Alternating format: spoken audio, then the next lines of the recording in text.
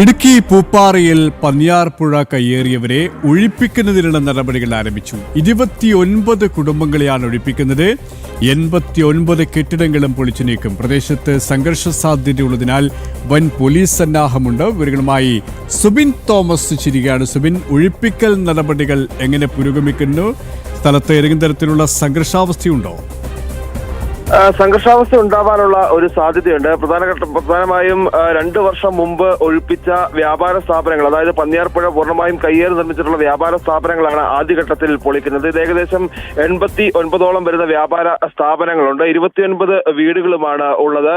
ഇതിൽ നിലവിൽ ഈ പുഴയോട് ചേർന്നുള്ള വ്യാപാര സ്ഥാപനങ്ങളാണ് പൊളിക്കുന്നത്. ഇത് പൊളിച്ചപ്പോൾ വലിയ രീതിയിലുള്ള പ്രശ്നങ്ങളൊന്നും തന്നെ ഉണ്ടായില്ല എന്നുള്ളതാണ്. അതായത് ആദ്യഘട്ടത്തിൽ ഇവർ ഒഴിപ്പിച്ചതായിരുന്നതുകൊണ്ട് തന്നെ വലിയ പ്രശ്നങ്ങൾ ഉണ്ടായിട്ടില്ല. ഇനിയിപ്പോൾ ഈ വീടുകൾ പൊളിക്കുന്ന ഒരു സാഹചര്യമുണ്ട്, അല്ലെങ്കിൽ വീടുകളിൽ നിന്ന് ഈ ഒഴിപ്പിക്കൽ നടപടിയിലേക്ക് കടക്കുമ്പോൾ ഏതെങ്കിലും തരത്തിലുള്ള പ്രതിഷേധങ്ങൾ ഉണ്ടാവാനുള്ള ഒരു സാഹചര്യമുണ്ട്. കഴിഞ്ഞ ദിവസം ഈ 29 വീടുകളിലെയും വൈദ്യുതി വിച്ഛേദിക്കുന്നതിന് വേണ്ടി KSEB എത്തിയിരുന്നു ഈ ഒഴിപ്പിക്കൽ നടപടിയുടെ ഭാഗമായി. ആ സമയത്ത് പ്രതിഷേധങ്ങൾ ഉണ്ടാകുന്ന സാഹചര്യം ഉണ്ടാവുകയും തുടർന്ന് നിരാഹാര സമരം ഉൾപ്പെടെ ഇവർ നടത്തുകയും ചെയ്യുന്ന ഒരു സാഹചര്യമുണ്ടായി. നിലവിൽ ഇപ്പോൾ ഇന്നലെ ശാന്തൻപാറ പഞ്ചായത്തുമായി ബന്ധപ്പെട്ട് ഇവരുമായി ചർച്ച നടത്തിയിരുന്നു. നിലവിൽ 10 കുടുംബങ്ങൾക്ക് മാത്രമാണ് മറ്റ് ഭൂമിയോ സ്ഥലമോ ഒന്നുമില്ലാത്തത്. ഇവർക്ക് വേണ്ട സൗകര്യങ്ങൾ, അതായത് വാടക വീടെടുത്ത് നൽകി മറ്റ് അടിസ്ഥാന സൗകര്യങ്ങൾ ഒരുക്കി നൽകാമെന്നുള്ള ഒരു ഉറപ്പ് നിലവിൽ പഞ്ചായത്ത് നൽകിയിട്ടുണ്ട്. മറ്റ് ആളുകൾക്ക്, അതായത് ഈ ഏകദേശം 19ഓളം കുടുംബങ്ങൾക്ക് മറ്റ് സ്ഥലങ്ങളും വീടുകളും ഒക്കെ ഉണ്ട് എന്നുള്ളതാണ് ഇവർ പറഞ്ഞിട്ടുള്ളത്. എന്തായാലും നിലവിൽ ഇപ്പോഴും ഈ ഒരു പൊളിക്കൽ നടപടികൾ